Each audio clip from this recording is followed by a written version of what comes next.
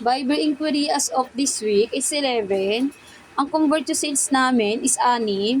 Si Sir David po, nakapag-down payment na po, singlet, convert to sales. And si Ma'am Milet po, nakapag-send na po ng final design niya, convert to sales. Eh si Sir Michael po, umorder ulit, convert to sales po, nakapagbayad na rin po, full payment. At si Ma'am po, nakapag-down na rin po, tote bag, convert to sale.